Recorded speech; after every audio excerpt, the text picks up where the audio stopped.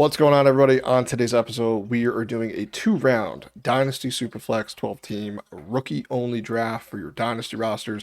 We're going through the first 2 rounds to see which guys we think are going to be busts. We're picking between some players, and we might have a couple surprises in there as well. So stay tuned, because here we go.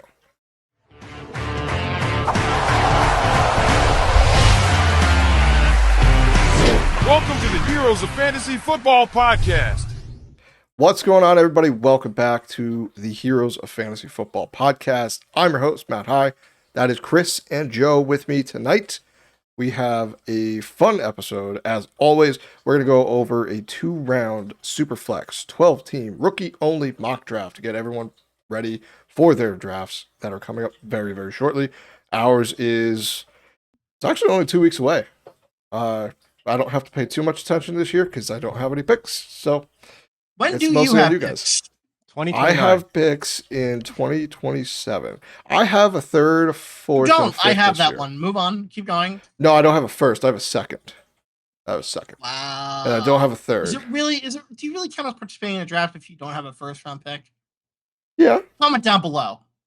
Get in the comments. You should, because there's relevant players all around. You Who's got Puka relevant Nacua. players all around? You got Puka Nacua in the fifth. I don't want to hear it. I don't want to hear it. I don't want to hear it. And I'm apparently really good at drafting people. Okay, unlike some people. Or you got lucky. I'm good at so drafting lucky. people too. I listen. I am on record when you know that season I won. I'm like, I got beyond lucky. The stars aligned in such a way that should never have happened. Joe's over there just like, I'll take the value of quarterback here. I'll take the value of quarterback there. I'll have 8 starting quarterbacks on my team. So, hey, I traded Justin Fields away, so okay, down to Nice. 7. Down to 7. All right. Meanwhile, the rest of us are fighting for Anthony Richardson and Kirk Cousins if he's going to play football, and it's all right. I also drafted Pacheco in the 5th. So me and Chris got it going on. Yo, 5th round buddies, dude. I got Darnell Mooney years ago. I think that was a decent pick. He gave me some value. I'm gonna have you move along now. Either way, before let's get out of the rabbit hole. We dug ourselves pretty deep. Thank you for tuning in. We appreciate it. If you could do us a favor before we get going, if you could like, share, and subscribe, click that bell. You get notified when we have new fun stuff coming out, which we have a lot coming out very, very shortly. We are all working on our rankings, going through some Dynasty stuff. We have a lot more going on behind the scenes, and we have a couple announcements that we will be making within the next week or two. So stay tuned for those. All right, gentlemen, we are going to do the draft now. Joe is picking first, Chris, then me. We're going through 2 rounds, pick, and then we're just going to give a little bit of analysis where we think we're going. We're doing this on Sleeper because Sleeper is the best platform to play on. Sorry everywhere else, but oh well. All right, gentlemen. Joe, why don't you give your first pick? This is going to be Shedeur Sanders, right? It's got to be the 101. Yeah, we don't have to spend a lot of time on this pick. It's going to be the same whether you're playing Superflex or non-Superflex. It's Ashton Genty in every format. The best player available in the draft. Looks like the number 1 running back. Definitely the number 1 running back on the Raiders. So, yeah, no brainer. Should be in every single draft format. Ashton Genty number 1. Unless you like desperately, if you have no quarterbacks on your team or some crazy scenario, but otherwise it's Ashton Genty every single time. I think even if you are desperate at quarterback, it's still Ashton Genty. That's just me. I think then you just trade. I think you just trade out of that pick then and get a lot of value because someone else will take Ashton Genty.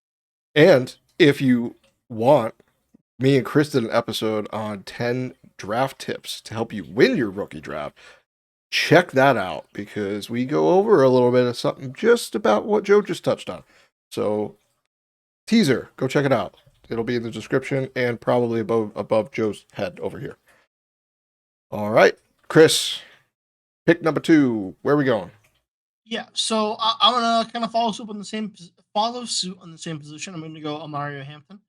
Probably you Superflex. Obviously, you could probably have a argument for Cam Ward, but I love the landing spot for Hampton.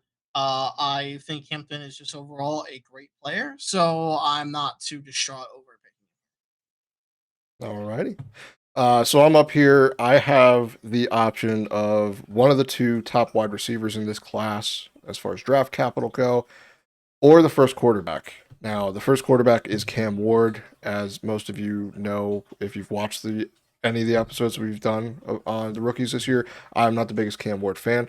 I'm going to do something a little bit crazy. I don't think it's going to be crazy once the season rolls around, but I'm going to pick Travis Hunter here. He's going to be my selection. I think it works very, very well with the Jaguars. Having Brian Thomas Jr.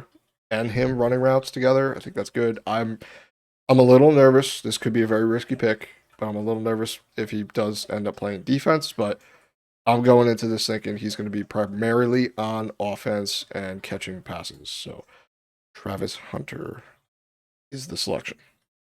Joe, you're back up. Yeah, for Superflex League, you have to go with the number one pick. Looks like to be the franchise quarterback, unless he proves us to be a bust, which I don't think will be the case. I think he looks really good. I'm gonna go Cam Ward here. Different. This would be a different pick if it was non-Superflex, but in a Superflex league, quarterbacks have so much value. You need two good ones every week, so he looks like he could be a long-term quarterback in the league. So why not take him here? But I just want to touch on something really quick. What do you think his ceiling is in his rookie year? Do you have an idea of what you're thinking he's going to slot in as? I I'd keep your expectations somewhat mild. I don't love his weapons there. I think Calvin I, Ridley. I, I might be biased, but I think the Titans have some of the worst wide receivers in the league currently, and I own one of them, so I I know. So I would just temper your expectations his rookie year, but I could see them getting him some weapons next year in the draft, maybe trading for some guys, signing some guys. So don't give up on him after one bet if he has a bad year this year. Let's just see how he looks, and yeah, he might be a taxi squad sit this year, but or a super flex option, but I'd still take him here. All right, Chris, you're up. Yeah, Tetro McMillan. I don't feel like I have to explain that pick too much. I think arguably the best wide receiver in the class. Uh, has a dedicated spot on a kind of growing offense as time goes on. Kind of building it up little by little. So there's stability there. He's never not going to be the guy until he kind of. It's his spot to lose. So yeah, that's about it. Nothing too All crazy. right. So now I'm up here. I have a little bit of a decision to make. There's a guy I really want that I would be comfortable taking here, but I think it might be a little bit too early. So I'm gonna choose Travion Henderson here. I think he has the best chance to be one of these. I mean, you're at pick 6 in the draft, so it's not really a sleeper. But for Dynasty, I think he's someone that could in a year or two be a little bit more involved and more reliable for fantasy managers. You know, Ramondre Stevenson, he signed an extension, but he also can't hold on to the ball, and that's not going to be good for the coach. He ain't going to want to play him. So I think Travion Henderson's going to get a little bit more of a jump and work, mainly towards the end of this season. So grabbing him here presents itself to be a value, in my opinion. So I'm going to pick Travion Henderson. Joe, pick number 7. We going running back? Are you going tight end? I'm gonna stick with the running backs. I'm gonna go with Judkins. Drafted to the Browns.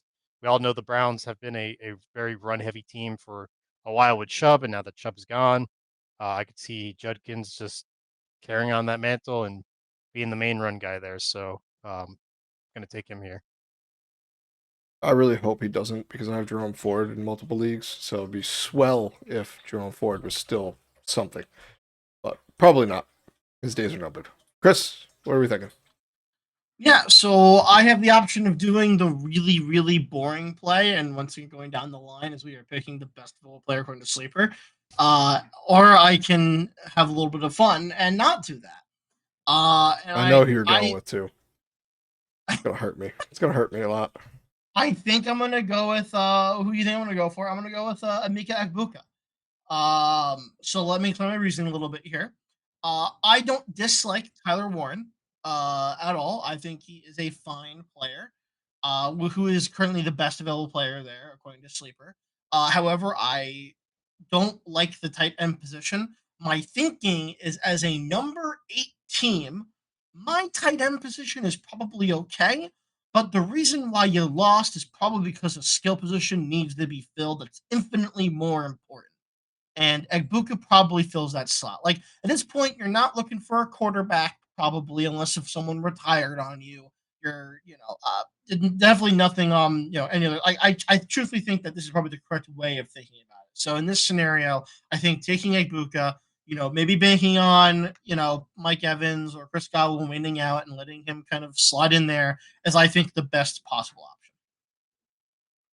What Chris said. I really like Igbuka, and I would love to get a first to get him this year, but sadly, it's not going to happen. He's just, I know he's buried a little bit behind a couple guys, but I think it's going to be fun. He's going to be worth the wait. So I'm not going to select Tyler Warren, despite me thinking he's the best tight end in this class. If I'm at, similar to what Chris's point is, if I'm at the 109, chances are my team is pretty good. Skill positions, running back is a very important position. And this year, you get a ton of really, really solid ones. I really liked the draft location for this player. So I'm going to pick Caleb Johnson as my pick for the 109. He just looks like the real deal. He reminded me so much of David Montgomery. Not going to be the guy that's going in and out, juking players, but you get him running and he's going to the end zone. So on the Pittsburgh Steelers offense, I think this is going to be a really good landing spot for him. They just kicked Najee out the door. They have Jalen Warren.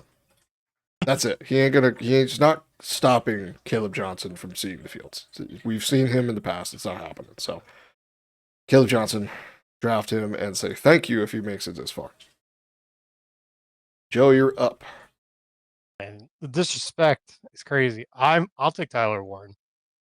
We've seen what league-winning tight ends can do, aka Brock Bowers. I think Warren is just as good as a tight end as Brock Bowers. Might not be as good of a landing spot with Anthony Richardson over there, but I don't think that's going to be a long-term problem. He signed a 4-year deal. I could see them making a change at quarterback next year if it doesn't work out this year. And having a guy that you can plug and play in your tight end position every single week is fantastic. So give me Warren here.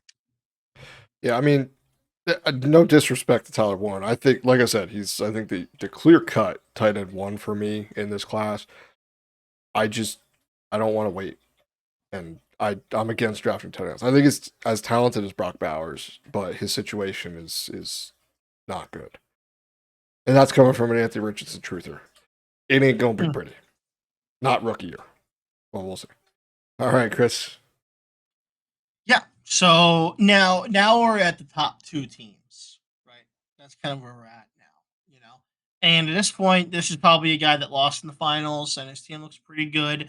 I'm going to pick Colson Loveland here, because kind of going back a little bit when I picked Buka with Team 8 there, right? Probably needed a skill position. Now at Team 11, there's a lot more variance, right? Your team is already fantastic, so the most unpredictable position is going to be that tight end. So getting something that might work out there makes the most sense because you already know most of your skill positions are probably fantastic. You're picking something else if probably there's like some old age somewhere, right? Like there's a guy here like right after this that I'm excited about, but at the same time, stability on all fronts should probably matter more, and that will kind of maybe help you get over that hump to finally win that following year. Gotcha. It just sucks that he got drafted to the Bears, man. It does. But I'm hoping with the offensive powerhouse of Ben Johnson that maybe it was for a reason. We hope. We'll find out very shortly. Because the season is coming a lot quicker than I think any of us are ready for. But it's on its way. It's barreling down the highway, and here we go. To finish off the first round, I'm going to make a selection that I don't think everyone's going to agree with, but I'm going to make it anyway. I'm going to pick Matthew Golden. I know it's really crowded in Green Bay now, you have Jordan Love, who we know is a capable quarterback if he could stay healthy. I know last year he dealt with a little bit, played through some injuries, and it really showed.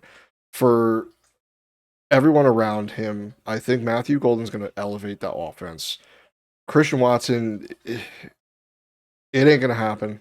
I mean, at this point, does anyone think that he's a boom bust player? He might catch 2 touchdowns a game in one game during the season, but the rest of it, he's going to be sitting on the sideline nursing his groin or his hamstring or whatever else he has going on. So I'm not really thinking of him as a really big contributor to the offense. So Matthew Golden's going to step in right away. We saw him in the gauntlet drill, did really well.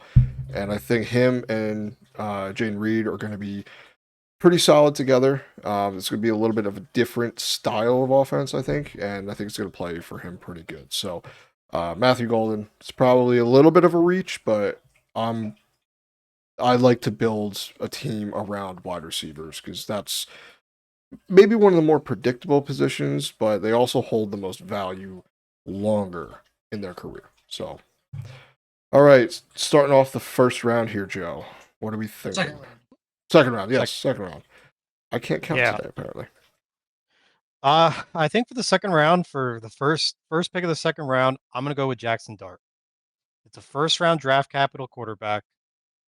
The clear cut starter on the Giants right now. Well, I guess they came out and said they're not starting him year one. Oh, not clear cut starter, but like future clear cut starter. You don't spend the first round pick on a quarterback unless you have plans on him becoming the starter.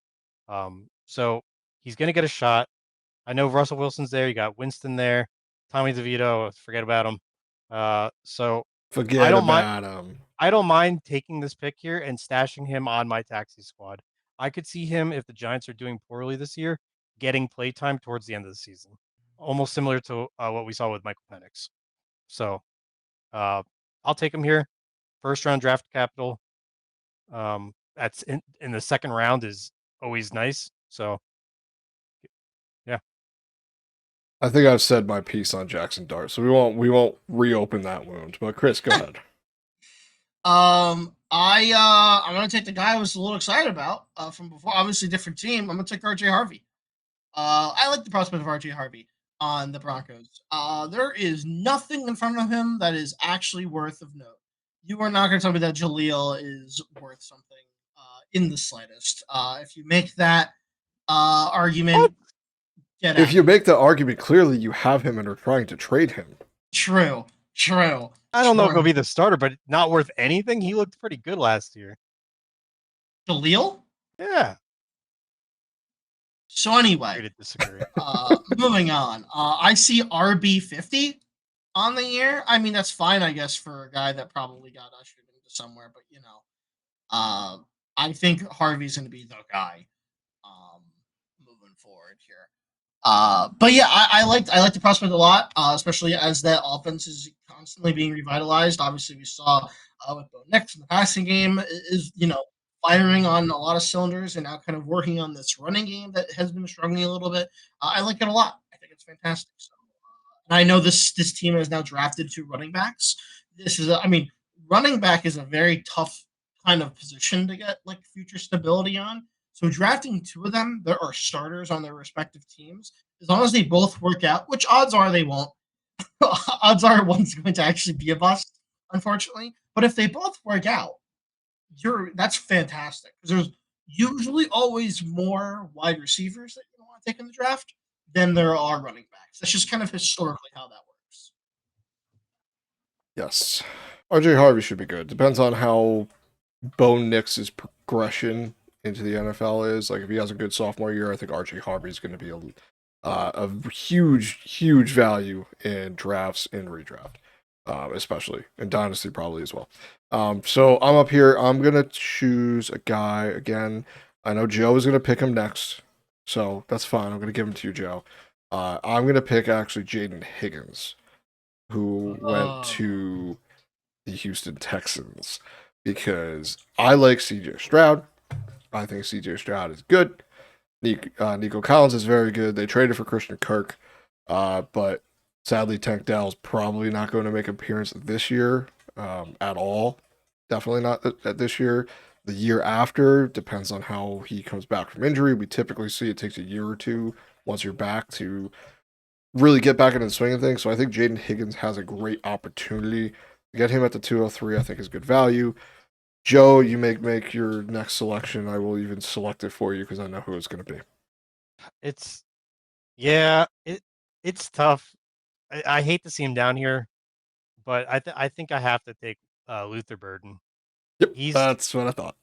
he's so good at football. If you've watched his tape, I had him projected as a first round fantasy mock pick, and just because of his terrible landing spot, similar to Loveland, these guys are both dropping heavily in drafts just because there's so many people on the Bears, so much competition. You got a Dunze there. There's Cole Kmet's still there. It's just like it's a crowded wide receiver tight end room. So not the greatest landing spot, but for the player skill, I'm gonna draft him here early in the second because maybe all those guys don't stay there forever, and he could carve himself out an opportunity. So Alrighty, Chris. Okay. So I'm at an interesting crossroads, right? So team 5 already drafted Tet McMillan, right? Well, it's a struggling team. Okay, got a fantastic receiver.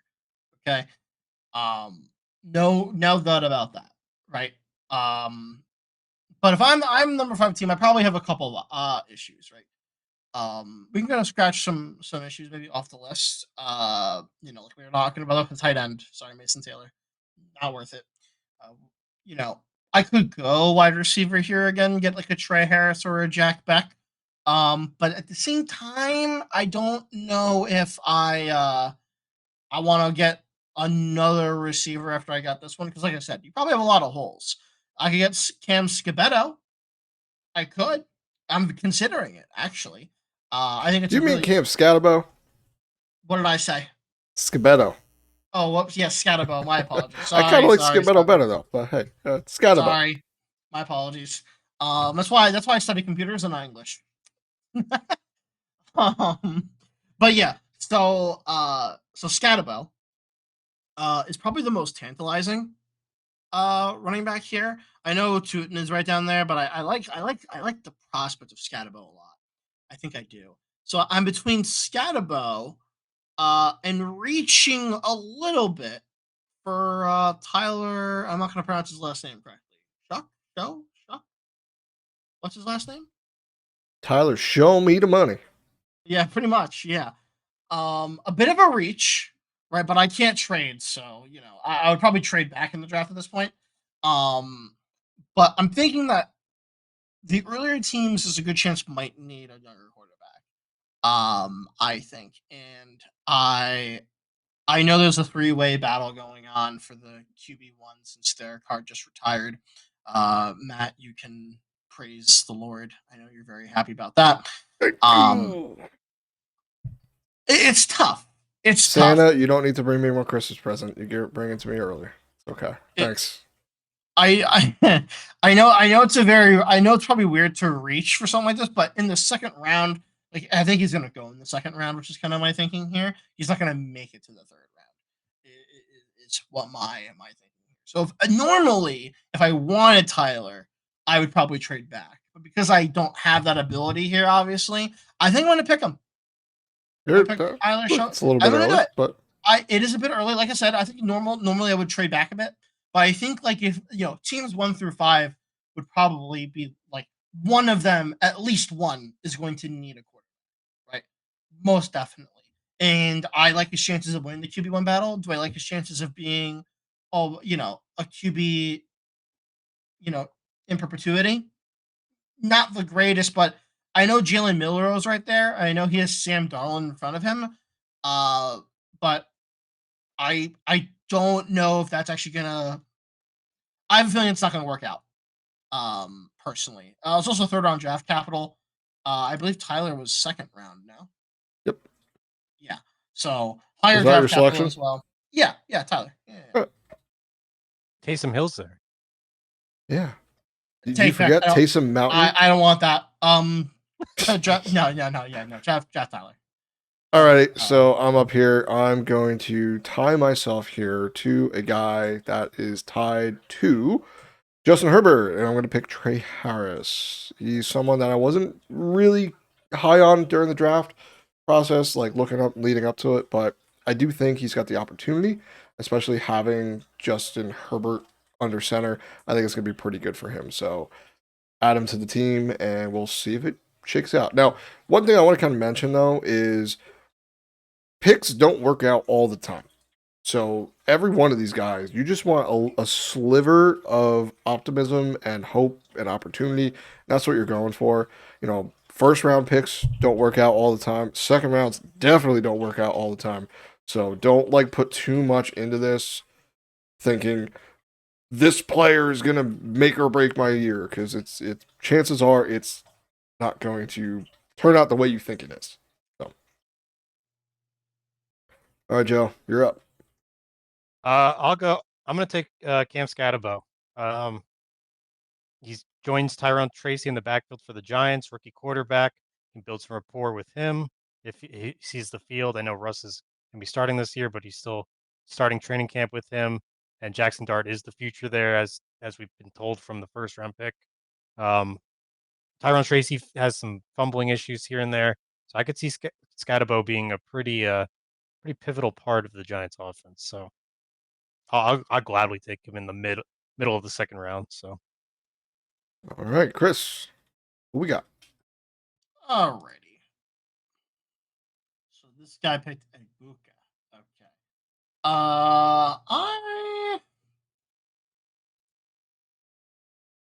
This is where things get a little weird. Right? I think there's a lot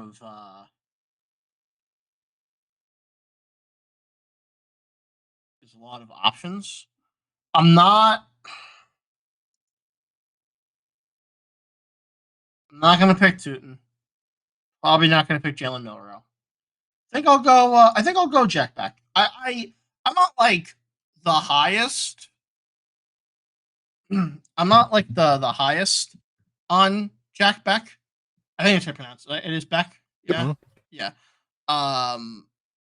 But I think the competition in front of him is very weak.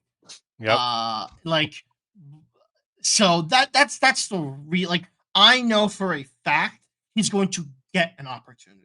Whereas there are like this year, whereas other guys on this list might not get that same chance. Like Jacoby Myers is the number one like wide receiver on that team. Brock Bowers. True.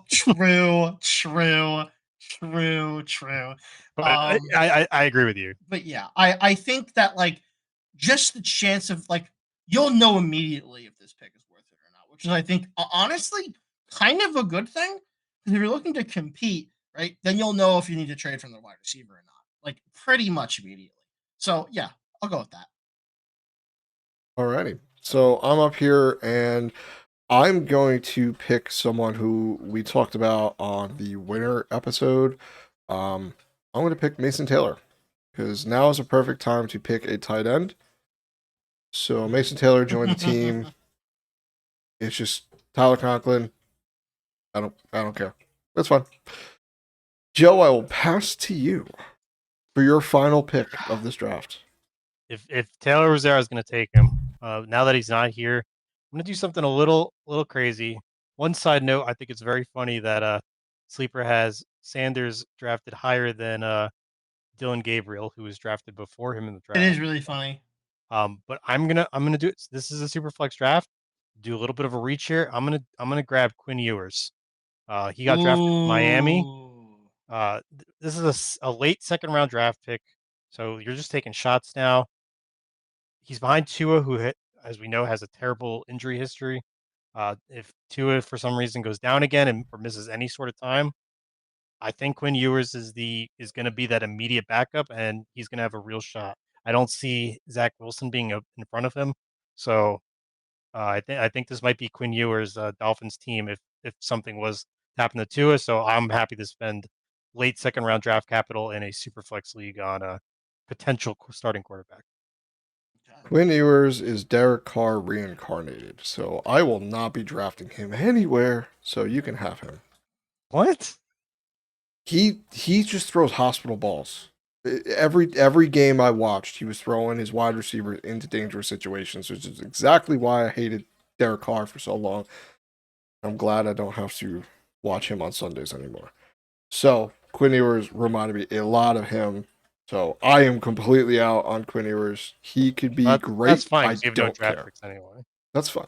Well, the draft picks I have, he's going to be available, most likely. So Damn. yeah, get bodied. All right, Okay. Chris. Kyle Williams in Okay. a continuously rebuilding offense on the Patriots. The fact that they have another wide receiver to their core. Obviously, they also have Stephon Diggs, who is not a long-term solution. I think taking a shot on another wide receiver within the Patriots is not bad in the second round. You know, I think you could probably get him early third, but taking a shot on him now is not a bad idea because if he ends up being the guy, right, like that's fantastic for you because you kind of know that Drake May is going to be at least competent at this point. I think we can all agree on that. What his ceiling is kind of unknown at the moment, but we know he's at least going to be decent within the NFL. So I'll take the shot on Kyle Williams.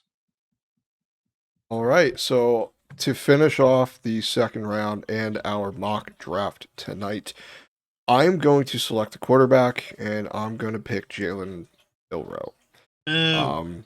Although I wasn't too enamored with him in the draft process, he's in a situation where I do think it could benefit his skill set.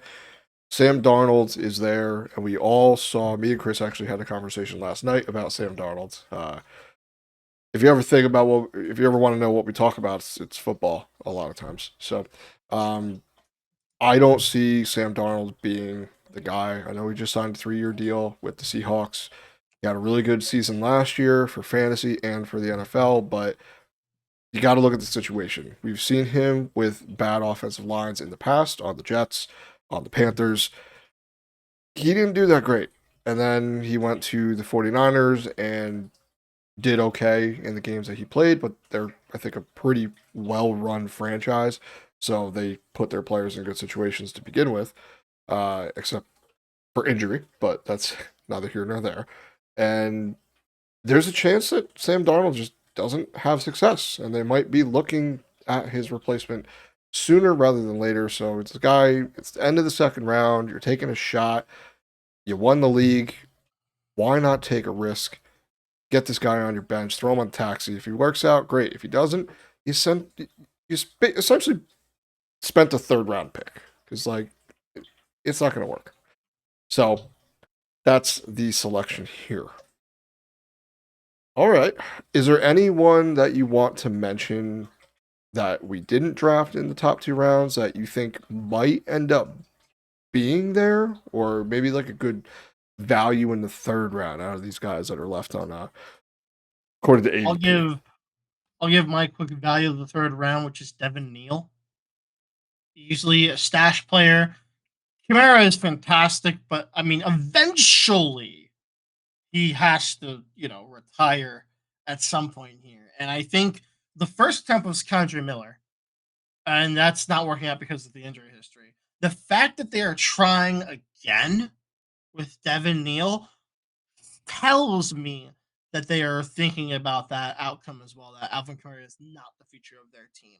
Maybe for monetary issues in the Saints are like a 2 peas in a pod at this point. I mean, it's been a problem with them for quite some time. So whether that's the issue or they're just worried about the age, I don't know. But I know that them drafting him kind of would be like, okay, I'm willing to take the shot. They're definitely a 3rd round candidate. Yeah, the Saints prove to me every single year the cap is made up and money doesn't matter. Because every year they're just like, it's fine. It's fine. We'll figure it out. We'll figure it out. You get all this money up front. And now we're under the cap. We're good. They're doing like money gymnastics over there. I don't know what they're doing. But eventually it's got to bite him in the butt, right? Eventually. Like, It's a thing. Piper comes calling, and they're gonna get you someday. But yeah, I like Devin Neal. He was actually I was debating on him and Jalen Milroe for the last pick of the second round. So Joe, anyone you want to shout out? I could easily see Sanders finding his way into the second round. I know he slid a lot. That was mainly because of I've heard all different things that the NFL owners were doing it to send the message. I've heard it's because his interviews were bad, but we've seen there was a reason why he was projected a first round draft pick and why because he's a good football player. I could see him easily eventually becoming the starter there. So I could see him someone taking a shot at him in the second round sometime. Definitely not a first round pick, but the second round, I could see him falling into the second round at some point. Um, another honorable mention is Dylan Sampson. I know Judkins also got drafted to the Browns, but I've been seeing a lot of hype on Sampson recently that he's looking just really good and could be a part of that offense. So sorry about Jerome Ford, maybe, but It's all right. If anyone who has Jerome Ford kind of saw that coming, so it's fine. We're okay. There's a support group after the episode. It's okay. So for me, like I like Sanders. I think I'd be okay taking him in here at the. I almost did actually take him at the 212, but I thought he's not gonna move up to the second most likely, just with the news and everything going on. But I do agree with you, Joe. I think he has a good chance of being the starter. Not this year, maybe not next year. I mean, it kind of depends. I mean, they got to get out of Deshaun Watson. He's just, yeah, we don't have to go through that. I mean, Joe Flacco's back. We've seen that song and dance. And then Dylan Gabriel, I don't know what's going to go on with him. But the guy here I'd be willing to take a shot on is Byashul Tootin out of Jacksonville. Again, he's another guy we were a little bit lower on after the draft just because of the landing spot. But, Travis Etienne's probably not going to be on the Jaguars after this season. He might even be a mid-season trade. So if you're grabbing a potential backup running back, a third-string running back for this team, him and Tank Bigsby, I don't know. I've seen Tank Bigsby. I've tried to trade him for 3 years now, or however long he's been in the league. No one seems to want him, so there's a reason for that. So I think it's going to be Byashul Tootin. He's going to get an opportunity. It really depends on what he makes out of it. If he's going to, his career for fantasy is probably going to be decided this year. Because if he doesn't do anything this year, it's going to be, that's it. Because they're going to be able to draft someone next year. There's always another running back. So we'll see. But that's it. Those are good. We're going to thank you for watching those. I want to know from everyone, what was your favorite pick? Are there any guys that you think should be second rounders? Is there anyone we drafted too early, too late? Drop those in the comment section below. We want to hear from everybody. As always, like, share, subscribe. Really helps us out. We want to bring more fantasy advice and kind of thought experiments into the fold here. So this is fun for us. We love doing this. So anything to help us out is great, and it's greatly appreciated. So without further ado, gentlemen, I think we are ready to sign off. We will be back next week with Dynasty winners and losers. This time, the veteran side of things, because there's a lot of players that got drafted places that threw either a little bit of a wrinkle in their value, or they made it away scot-free. Just like a couple of players I was nervous about that I'm still okay with. So, all right, that's it. See everyone later.